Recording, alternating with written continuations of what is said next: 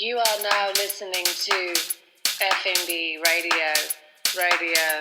And welcome to FNB Radio. My name is Lindsay Collins and I am your host. I have a very exciting return guest, friend of the pod, we could say. Laurie Woolever is here today. Laurie, welcome to the show. Oh, thank you. That is short and sweet. I love it. I'm very happy to be I here. recently did a live event with Sola El Whaley, and the person who introduced us read the longest bio. Like it was almost like a Wikipedia. It was very sweet, but I was like, boy, there's something to be said about a concise bio. We're going to talk about your book, and it's out now, and it went straight to what, number 8 on the New York Times bestseller list. Yes, in the nonfiction category, first Isn't that week. crazy? It is crazy. I didn't expect it, and I had fully emotionally prepared for it not to hit the list because it's like, why would it? And then it did, and so I got to sort of go through all the stages of grief. And then took a nap. And then when I woke up from a nap, my publicist had been like calling and texting and emailing, and she's like, check your email. So it was actually a really nice surprise, and I'm very pleased that it. Oh man, I'm not surprised at all. It's called Care and Feeding. It's a memoir by Laurie Woolever. You've written. I've got one here too. Oh, hey, twins, we're matching. I know. Next time I see you, you'll have to sign it. I would love to. I feel like that would make it complete. But it's an incredibly engaging, raw, funny, devastating, emotional memoir. And I'm just curious, now that it's out and being read by people, and obviously it's already so well received, but how does it feel to have it out there? All of that information that's in there, it's like so telling of your life, and it's so beautifully told. But what does it feel like to have that just like available to people? Yeah, most of the time I don't think about it, because I think if I really sat here and was like, oh yeah, that story, and thinking about individuals that might be reading it, I probably would make myself crazy. So I think that I went through all of the anxiety and doubt and fear while I was writing it, and sort of had that experience. And now that it's, it's a packaged product out in the world, getting oxygen, I haven't been thinking about it, because I think I've already processed the reality. And I made all these decisions to include all these things in the book. So I feel, I stand behind it.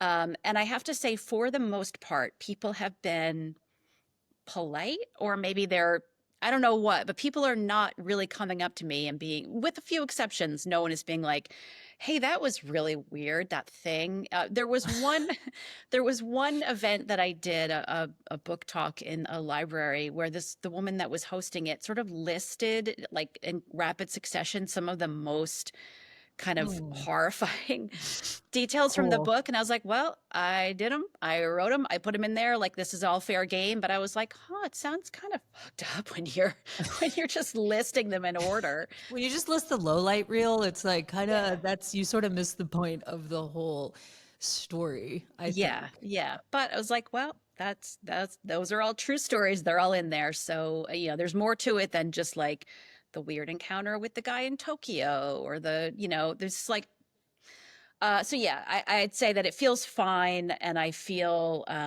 glad that people are receiving it well. I'm getting a lot of really nice notes from people that I know and people that I don't know, saying that, that they related, or it moved them, or made them laugh, made them cry. I have been very careful not to engage with the negative side of things, and I'm guessing that some of that exists, but it's just like, it's not my business, and it's like, totally. What is it going to do for me to see that it didn't resonate, or somebody had some beef with some aspect of the book? It's like, well, okay, sorry. Right. Yeah. I mean, I think when you create any sort of art, it's like, once you make it, that's really where it leaves you. It's like, after it's out into the world and you've created it, I think the hardest part, I imagine, and I'd love to hear your thoughts on this, it's like, when you're writing it, that's got to be the really, really emotionally kind of, was it hard to relive some of those things? Because you have to dig around pretty deep in the past, and like, on it, you have an incredible memory. I was like, wow, you really remember a lot for someone who drank so much. I know. Well, I will say, I have a really good memory, and I wrote a little sort of everyone has to write a little bit of a disclaimer at the beginning that's like, this is a memoir, I reconstructed conversations, this is, to the best of my memory, this is how things happen. I do have very good memory, especially for somebody who spent decades trying to destroy it with, smoking tons of weed and drinking a lot of alcohol. I also am a real journal keeper and diary keeper, and so I have a lot of written record from that time. And I also really like to write to my friends, by email, by text. I have, more so for the purposes of this book, I have this kind of incredible email archive of just, telling a friend like, oh my God, you wouldn't believe what happened last night, or this is how I'm feeling about XYZ situation. So I have, my Yahoo from years and years ago, and then picked it up with Gmail years later. So there's a lot of, and then I have maintained friendships with a lot of the people that are in the book, or people that were around at those times. So I could reach out and say, hey, do you remember when this happened? Or am I getting this right? Or what do you remember about this time that we worked together? So I really did try and be as accurate as possible to the best of my recollection, and check in with people to be like, am I remembering this right? And in some cases they were like, oh yeah, that, and also this other crazy thing happened that I didn't even remember. So I was able to kind of work some of that stuff in too. Yeah, it's so, I mean, I feel like I have a really strong memory, and I'm like, I think it's one of the reasons I did enjoy drinking so much. It's like, you kind of want to turn your brain off at some point. You're like, it's really hard to just have to know all this all the time and be aware of so much. I have a sister who remembers nothing, and I'll be like, remember when this happened? It's like, she has no recollection. I'm like sometimes really jealous of that, because I'm like, you must be so free just to wake up with no memories. The every eternal day. sunshine of the spotless mind. Yeah, it's really, I think it's, I don't know. Sometimes I don't believe her. I'm like, I think you do remember. You just don't wish to. Right. But yeah, there's so many great, and you lay out kind of the story of your trajectory, which is almost like dizzying with, and I loved how honestly you portrayed how many different jobs you were doing and how you were piecing it together. Like, you feel that intensity of this person is really just trying to survive, and it's very chaotic from going from one job to the next, and living in New York, and having these really amazing moments, and then these really, really hard moments where you're losing jobs and getting another job, but you feel like you're in it. You write it in such a way that just brings the reader right into your sort of life, which is really fun. And it's an easy, fun read, because it's exciting. It's like a thrill to see what's going to happen next. But there's also so many really beautiful themes. I mean, I think you kind of anchor the book, the intro, and then the last bit, it's all centered around the sobriety and the perspective you have now.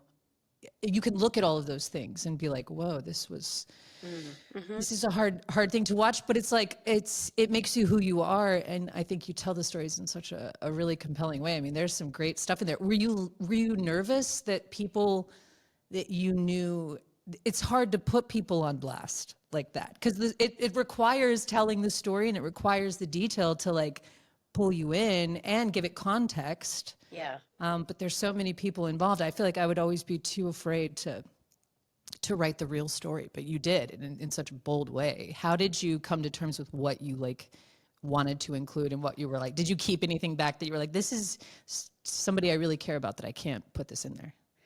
For sure. Yeah. I mean, there are details about people that I was involved with, a few people I was involved with intimately, that might have painted a fuller picture and might have made them slightly more sympathetic, or somebody that readers could empathize with. But because they're very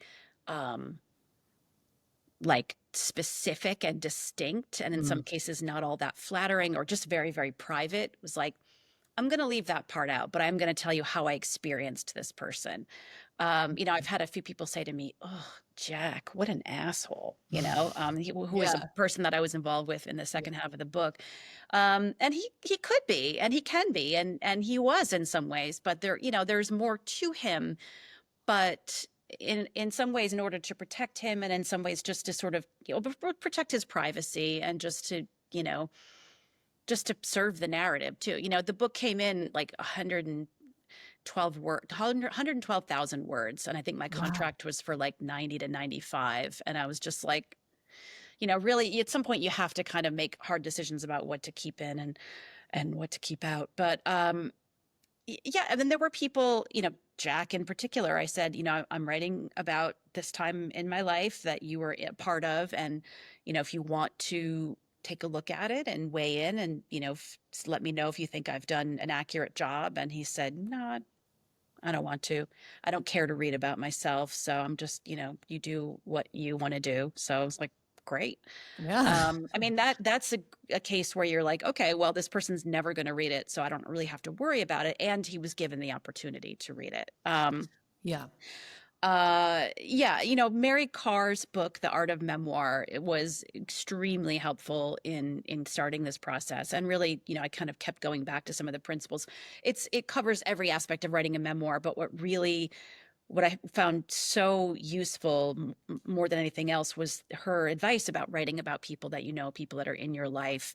And it's a lot about being honest, holding yourself to the same standard that you're holding other people. Yeah. And Which I you think I do did really well. that. I mean, that is the thing that I think that you nail is like, it's not like you're putting them on blast and saving yourself. Like you're giving them the same amount of honesty. I think you give yourself even more honesty than probably you give them, but it's like, you're at least, I think that's why it works. Yeah, yeah. And giving people some people the opportunity to read what you've written about them if that feels right to your relationship. So yeah, I there are some people I've written about that I will probably not be that excited to see the things I've said about them, but I don't know.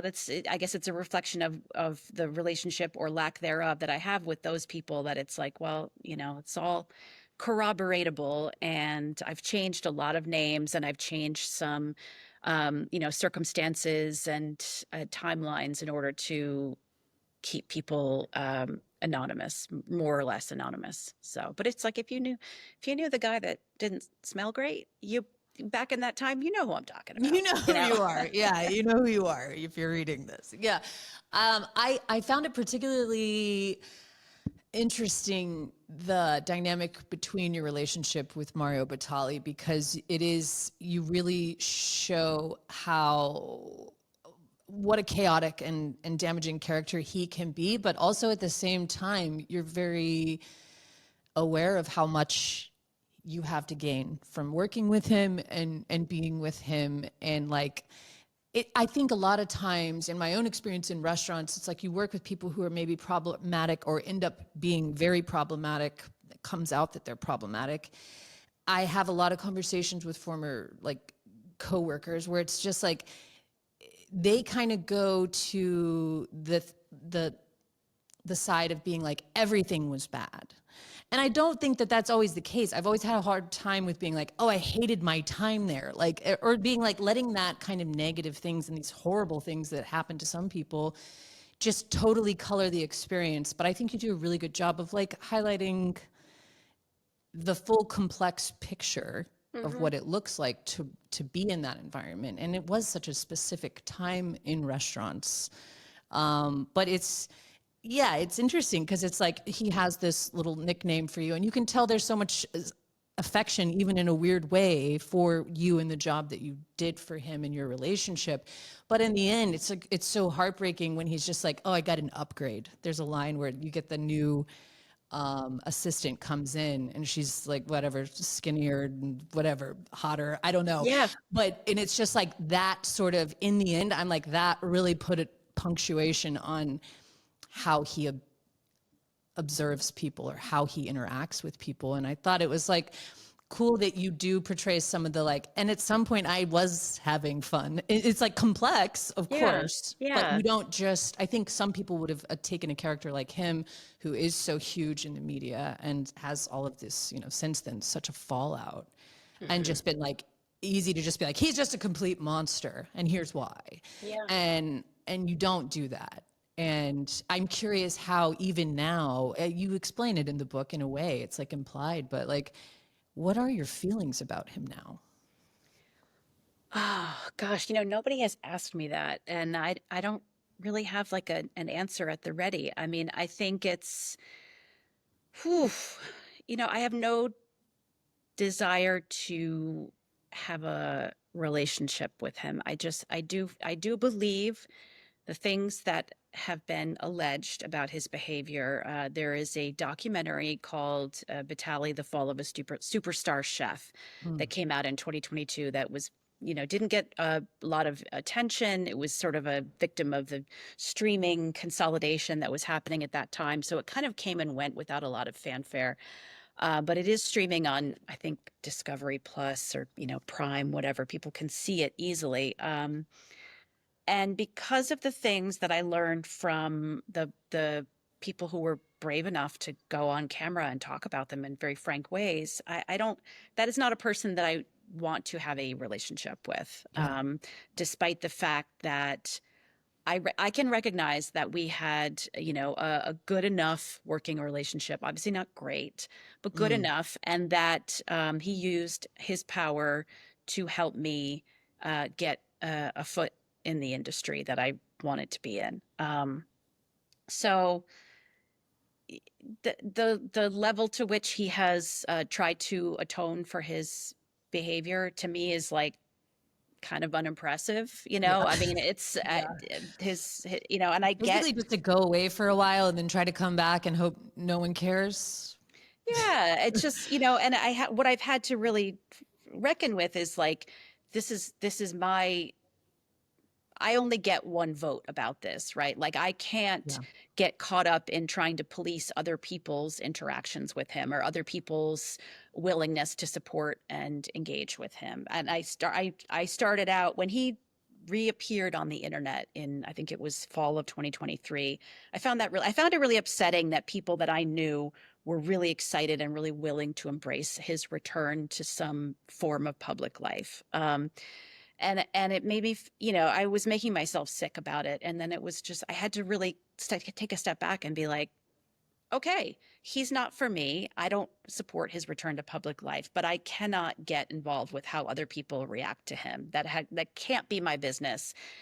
I have no control over it. And I just have to stop engaging with it. Yeah, it was really interesting. I saw the same thing kind of happening. There's a few of his like former employees that are here in Charleston, and like we're just kind of unabashedly being like, "Thanks, chef. Loved having." And it was just weird how I didn't have a particular. I had it was like kind of a strange reaction. I was just like, "That's interesting." Those who are just like, "Okay, fine, great, excited even," and it's very complicated, and especially for you, I would imagine that it would be easy to really get caught up in that. But it's better that you don't, because it's like Yeah. your life, you have to move on at so many levels, and you have. I mean, you've lived a million lives since then, Yeah.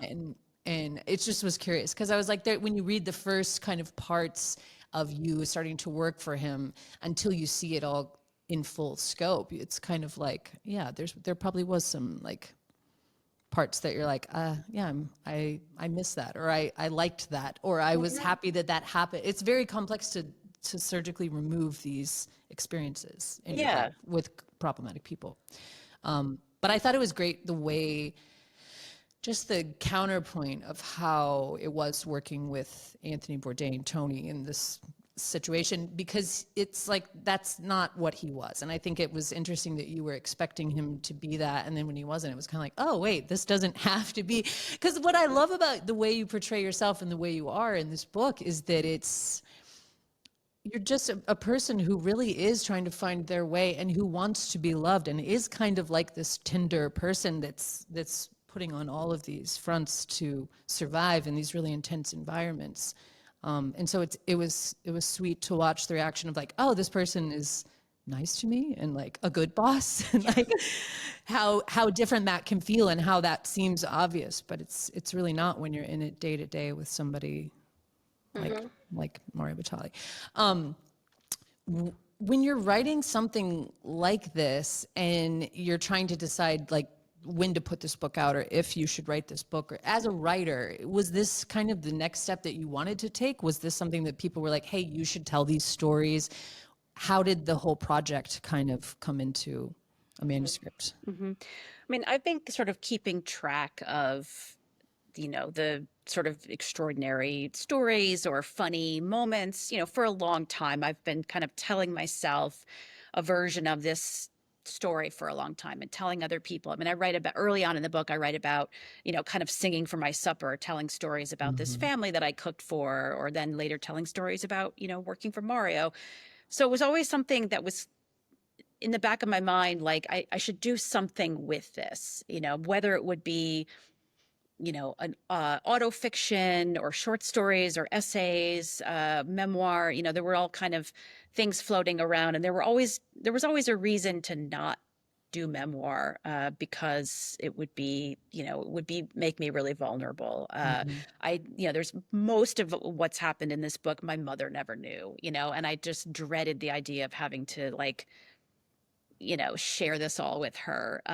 So yeah, I finished when Tony died. I was working on World Travel, an Irreverent Guide, and finished that, and then also did the Bourdain, the definitive oral biography. And once those were done, it's like, okay, well, I have some momentum as a writer. I have some, credibility built up with this publisher, and this is the book that a book that I've always wanted to write, but really the book I've always wanted to write. So let me give it a shot as memoir.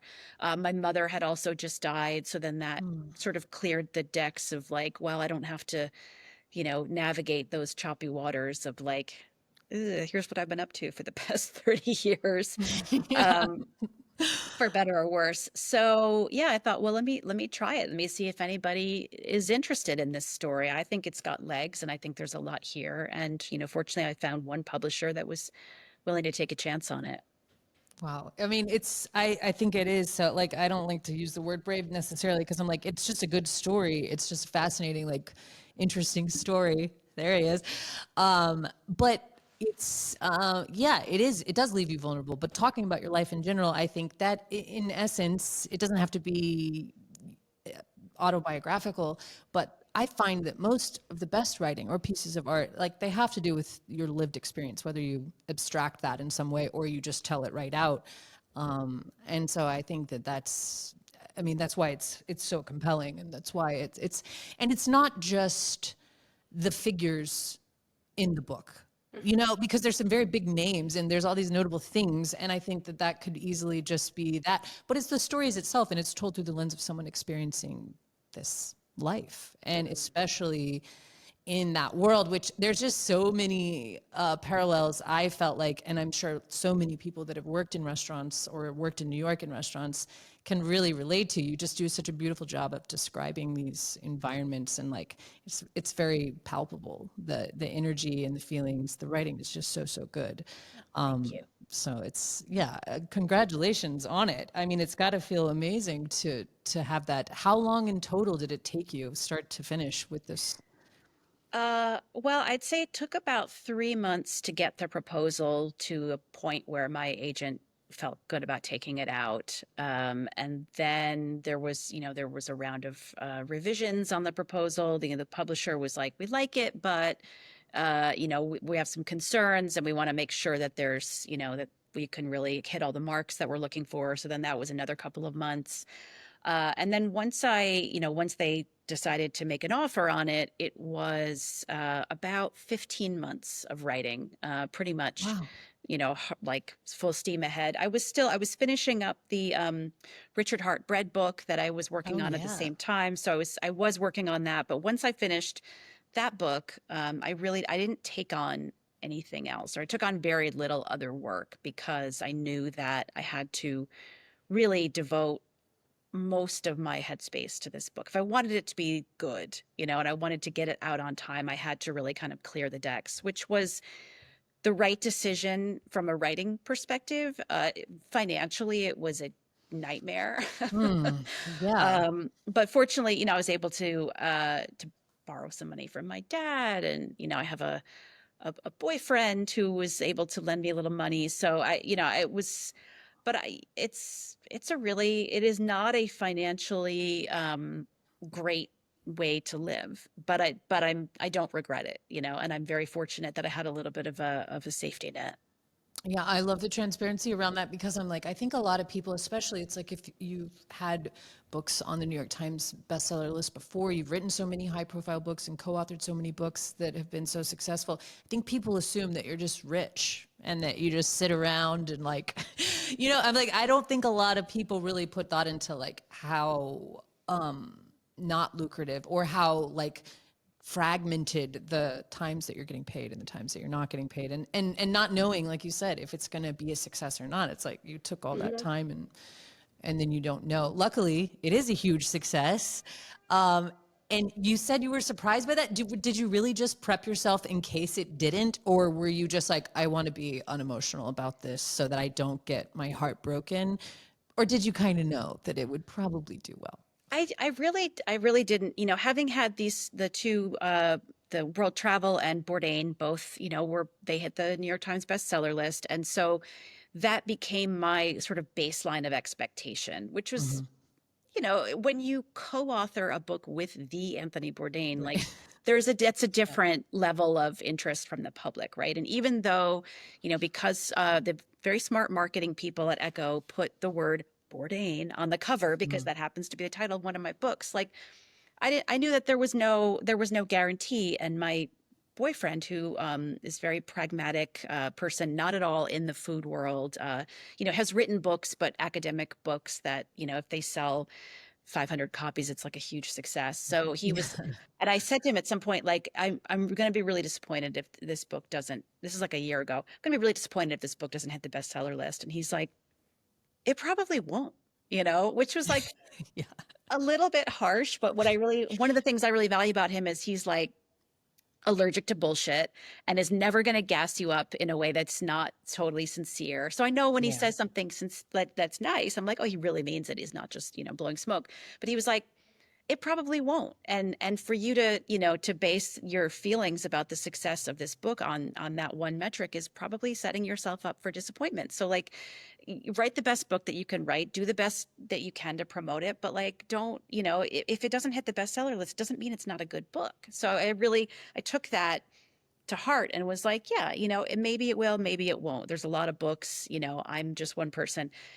And then so when the book came out a few weeks ago, I looked at the list overnight, and like I always get the sort of the dates and the reporting wrong. It ends up, they report it like the dates are so wonky. So like, even if your book comes out on March 11th, it's not eligible for the list until like March 31st. It's a math that I never quite wrap my head around. So I looked at the list overnight and was like, oh, okay, it didn't hit the list. Well, that's disappointing, but like, it doesn't matter. I had a whole talk with myself.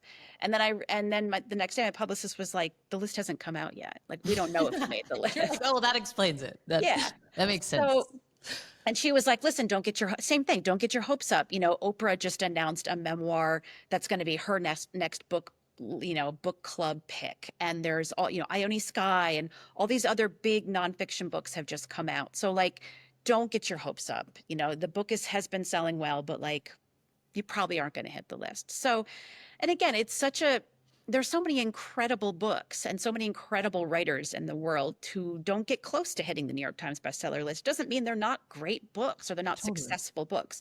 And, to be totally transparent, like, the book fell off the list after the first week, like it hit number 8 and then it's gone, and maybe it'll come back, but probably not. And I have to, that also, I'm like, meh, meh. Crying in H Mart was on the list for like 67 weeks or something.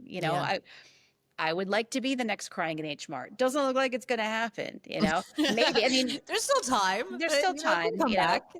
It takes people a minute to get. I think you're so right to have that like expectation and also just like manage the idea that the book is good and something you're proud of regardless. Yeah. But that's always easier. So my partner's an artist, and it's like the show opens, and if they don't all sell right away, it like somehow feels like a failure. When before the opening night, it was like, oh, I'm so proud of this body of work because it's untested. And then once it's tested, and it's like you have these expectations, it's almost like nothing can ever really be big enough. And so you have to find a way to be okay and like be proud of the work on its own before, like whatever you felt before it came out, like just kind of live in that place. Because it really doesn't matter, but it does from a financial perspective, or the ability to write another book, which is something I'm really curious about. It's like, now that you've sort of written these books that all are not, the latest one is not all about Anthony Bourdain. There's a very small part of it where it kind of talks about towards the end.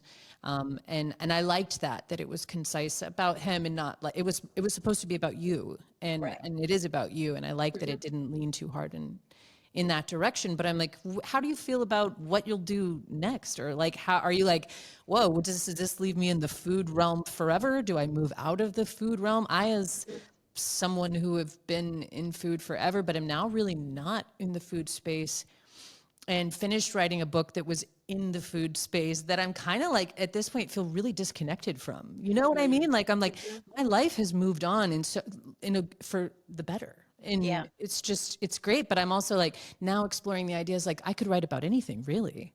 And it's daunting, but also exciting. So I'm curious, like where your head's at in terms of what's next. Yeah, I've been thinking about it a lot. I think this has got to be the last word from me on Tony and on Mario and the restaurant world. I just think I've said everything I need to say. And my life since the ending of the timeline of the book ends in 2021. My life has been really quiet and really boring in the best way, since since the end of this book. So I don't see another memoir unless something really extraordinary happens. But one thing that I am interested in is like the Catholic worker movement. And I keep saying this in interviews and on podcasts, and I'm maybe trying to manifest it. But, having grown up Catholic, I never heard of the Catholic worker movement until I moved to New York. And then I just saw there was a Catholic worker, house in my neighborhood. And I was like, huh, what's that? And wasn't even that curious about it. And I've gone decades with just having almost no knowledge at all about this thing that's like incredibly interesting, powerful dynamic, and in some ways very, at odds with the mainstream Roman Catholic Church. It's sort of, I'm sort of finding out. I'm learning a little bit about that. I'm not sure that that's a whole book, but I do see some ways to make it, about my own family, about my own experience, about the sort of political times that we're in.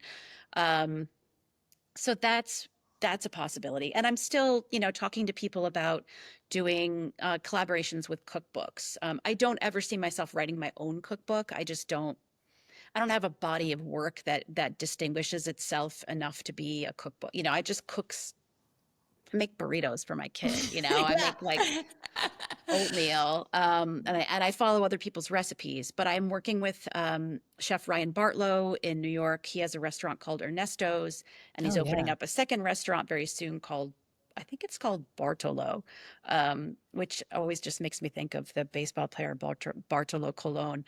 It's not a baseball themed restaurant, but so we're writing a cookbook together that's based on his, incredible repertoire of Basque Spanish food. I've got a couple other, co-authorship things in the works that may or may not come to fruition. So, I have to keep working. I have to keep writing. This is a space where I have established myself. So I don't think I'll ever walk away from the food thing, but I am interested in my own personal projects in doing something that's not really related to that. Yeah, because I think that I don't know. I'm so sorry to hear that your mom passed away, but I also do understand that feeling of like, even when you have kids, I'm like, my kids will sometimes be like, Mama, can I listen to your podcast? And I'm like, I don't know. I forget that you're like, someone who's going to there's all this documented stuff about my ideas out there. And it makes me sort of think about what is the reason and the motivation to write, or like what do I want to see in like why I'm trying to write. And it's really, for me, it's around storytelling and all of these things. And I'm like, I've recently opened my mind up to the idea that it really, if you can tell a good story, it doesn't have to be in one, you don't have to be in one genre. You can just tell a good story. So I'm like, it's sort of blown my mind, because I'm like, whoa, I could, you could write about all this. I'm from the deep South and these weird little hick towns. Like there's so much there, or just like teenage years, or like watching my own kids like kind of enter into preteen. You like start to remember things from your childhood that you're like, God, this is such a fascinating time in their lives, and like intersecting that with what you're going to do next. But you're just such a gifted writer, and it just flows so well, and it's got so much great humor, and you know, you've had an extraordinary career so far, and I know it's going to continue to be that way. I find that I would also be terrified to write a memoir if my mom was still alive, which she is still alive. But at the same time, weirdly, my mom, I'm trying to think of her more as a person and not Mm-hmm. not my Parent. mom. Uh-huh. She's getting up there in age, and she's currently unfortunately battling cancer. But like, it's just kind of been gloves off as she gets more advanced in her stage, where it's like she kind of loves the stories. Like I'll sort of tell her, or she remembers like sort of the deadbeat stories that I tell from New York, the ones that I will share with her, and she fucking loves them. At the time, I don't think she would have loved to know that's how I was doing, but I think Yeah. in retrospect and seeing the full person and being like, oh well, look what you have now, look where you are now, and look where you are in Yeah. your sobriety now. I think, you know, I think parents are more open. I'm trying to keep that in mind when you're trying to Yeah. tell stories, because there is so many reasons to be like, oof, do I want Yeah. people to know this about Well, me? so my dad is still around, and he, when he knew when the book went up for pre-order, he's like, well, I ordered 5 copies, and I was like, Oh, ooh, no. Like imagining him giving it to all his friends and, people that have known me since I was a little kid. And I was like, okay. And thought a lot about, how am I going to handle this? And maybe I can give him like a Reader's Digest redacted copy. version. Yeah, that's like, here's some stories that won't make you feel really bad. And we've had some conversations about it. He's kind of gone back and forth about whether or not he'll read it. Oh, Uh, so he hasn't read it yet. no, not to my knowledge. But Interesting. But he got 5 copies. yeah, he wanted to support it, That's sweet. He did read the New York Times review, which has some details, some kind of tough details Mm-hmm. about the book. And even from that, he wrote me this really beautiful email that day that was like, I'm really sorry that you went through some of these things. And, I'm so glad that you are, where you're at now. Oh. And, I'm just so proud of you. It was like really lovely. And then he even wrote like a follow-up one because I hadn't responded because I was taking a nap, because I'm always fucking taking a nap. And he's like, I'm so, again, I'm so grateful that you're okay. And it was very, very sweet. So I don't know if he'll read it. I mean, He should definitely read it though, because I feel like even the clips that it takes out, the sound bites, the little blurbs that it puts that you see on social media, I'm like, that's not the full picture of the book. no, I think it's no. so essential to read all of that, because always that's how things are marketed. It's like sensationalism, but I Yeah. like there's so much more to it, and there is such, that's what I mean. There's such a tenderness about yourself, and that one scene. There's a scene where you're at this, no spoilers, but I guess this is a spoiler. But you're at a party, and it's just kind of a wild party, but you're not really comfortable there, and you're like, someone does something really horrendous and just acts like an asshole, and you're like, I just want someone to be nice, like be sweet to me, to take care of me. And I think that there's so much validity in that, in people just wanting to feel cared for, and at the same time being like in really harsh fucking place where you're like, I don't know, I think him reading it in totality would make it less, yeah, I don't know, hard. It's this, it's the sex stuff. It's like, Yeah. Yeah. that's Yeah. I cringe thinking about him Yeah. reading that.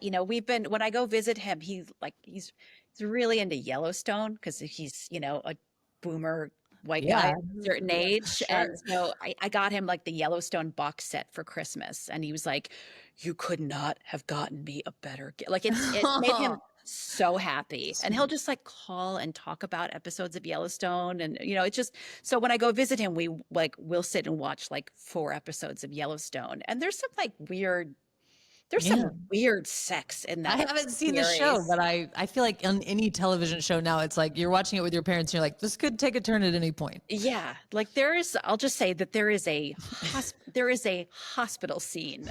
There Okay. is that is just like, what is happening? This man has broken his back and his neck, and this girl is riding him. He's in traction. And I'm just watching it with my dad, and I'm like, I want to die. And I'm 50 years old. Yeah.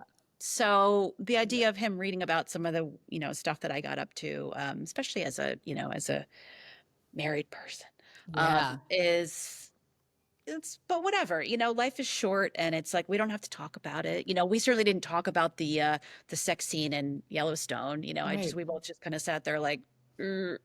So I feel like too, my parents, like there's such a generational difference. Like I'm 38, my parents are in their late 60s, early 70s. And it's like, we didn't talk about anything. And maybe it's family to family. It's not everyone in that age group, but like it was a real not sexual type of like I don't even remember my parents giving me the birds and the bees talk. Like it was just like, you'll figure it out, and it was very off topic. But I feel like now with my kids, I'm like, it's a much more open dialogue, and so I'm trying to translate that and like parlay it into my. And I've noticed that even by giving my dad or mom a few little things, they'll like surprise me with a story. And I'm like, whoa, okay, you probably did some shit too. Like yeah. there's no way you made it this far in life. Like my dad was kind of a wild character, it turns out. And it's kind of fun to like, to slowly like dip your toe into like, can we just be adults? Or, like, Yeah. Can we Yeah. have like an open, because I don't know. I think about that with my mom. I don't know how much longer she'll be around. So I'm kind of like, can we just like talk Yeah. Yeah. and be honest? I think it's nice. And I think if you just being brave enough to put the stuff into the book, if he ever wants to open the door and read it, it'll be cool. And it'll probably be something to talk about. Yeah. But no, it's really cool to see it out in the world. I actually tried to get it at a couple of different bookstores, both big and small, and they were out. I finally found one. They were like, I think there's a copy down here. So people were really, Wow. really In Charleston. in Charleston. Yeah. God, my fondest fantasy is that the cast of Southern Charm is reading it. Assuming Wait, do you watch assuming a Southern Charm? level of literacy that maybe doesn't exist. That's so mean. I hate watch it. I mean, what I've realized, I've dipped in and out. I realized that it's like, of all of the Bravo shows, this one is the most misogynist. I mean, which is like, I guess it's very obvious from the jump, but like I had let Southern Charm go for a long time because I'm like, like the plantation stuff, it just was like, this is just too like overtly terrible. And now I'm like, bring it on, just like shoot it into my veins. But yeah, Maybe they're rough reading stuff. it. I mean, I'll have to see. I have never watched the show, and I do like the cast members have like restaurants and obviously Yeah, clubs love and 'em. shit downtown. Like pretty much, it's wild how many restaurants they have at this point. Actually, I'm like, it's kind of turning into a Southern Charm Yeah, now downtown. there's Southern Hospitality, right? The Vanderpump of Yeah. Oh wow. I mean, there's so much, but they're probably reading it. They probably bought all the copies. That's why they weren't available. But I did find it at Buxton Books on King Street, and they only had one copy left. So I got the last one. Great. I know it's got to feel good to have it out in the world and to be kind of figuring out what's next. If it's too personal, we don't have to talk about it, but I feel like you mentioned your boyfriend, and I'm like, have you found love? Has Laurie found love? Does Laurie finally feel taken care of in her life? Like, how are you? Yeah, I do. I do feel taken care of, and I do feel like I've found, someone that I'm really very compatible with. It's great. Yeah, it's really nice, and it's not, I'm not chasing drama and chaos. It's just like, we're two adults like who really love each other and care about each other and do stuff together. Yeah, it's That's good. good. I know, because I feel like the whole time I'm always like, you're just sort of rooting. I know you as a person, but when you're reading the book, you kind of get lost into this narrative of like, this person is a stranger whose story you're reading. And it's like, you're really just rooting for her to find that the whole time you're reading. You're like, God, I hope she gets that in the end. Yeah. So I'm happy to know that. Thank you. Yeah, you deserve it. The book is so great. You're an incredibly talented writer, and it's always a pleasure to have you on the show. And yeah, good luck with the tour. Why aren't you coming to you. Charleston? We could set up a whole Southern Charm book tour. I would love it. I mean, I Come think on. there was a point at which the publisher was like, all right, we've got X budget that we can do this many cities. And we were able, we booked a bunch of places. So like some of the tour is not even like official. Like I'm footing the bill for like, I'm going upstate to Buffalo and Syracuse in a few weeks. And like, that's on me because I have, a place to stay and whatever.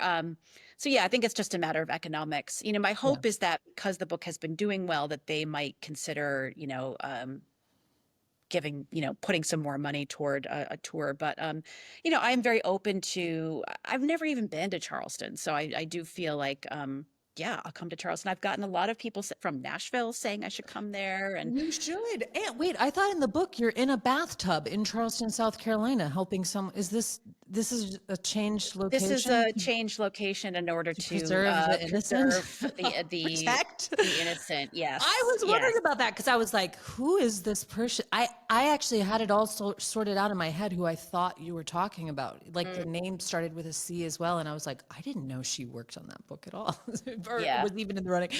No, Okay, I changed the location in order to, vague sort of, cover this interesting. person. Because I was like, I thought I had asked you that before, just in passing. And I was like, I didn't know she had ever actually hired. Well, you have to come and you can always stay. I have a podcast studio that's like a studio apartment / where we shoot all the content. That's where Is I'm at that where now. you are right now? Yeah. You have So such you good could just- lighting. Like, look at me. I've got this sun shining on me. I look like I'm literally dead. No, you look like you have milky Very pale, skin. very You have pale. milky skin. You look like you've just got a great facial. But you can always crash at the studio apartment and we'll do a book. We'll put an event together anytime you want to come, or just come hang out and we'll go out to eat and try to find the Southern Charm cast. Right. And make a citizen's arrest. Yeah, exactly. Be like, I love you, but I hate you, and Yeah. I'm here to tell you that please don't stop being Yeah. awful. No, Laurie, thank you so much for coming on the show. You can buy the book literally, well, if you can find it, anywhere that books are sold. I got mine at, like I said, Buxton Books here in Charleston, but I put several copies on order in all the places they told me it was out. I was like, well, order one, and then Yeah. I'll just go buy it. But Thank you. congratulations. Thank you. I am just always happy to catch up with you and so proud of you and so proud of the book. Well Thank you done. very much. Really nice to talk to you again. I'll come back anytime and just shoot the shit. Anytime. You should. Yeah, we just co-host some podcast episodes. Yeah. That'd be so fun. All right, Laurie. All right. Thank you so much. Thank you.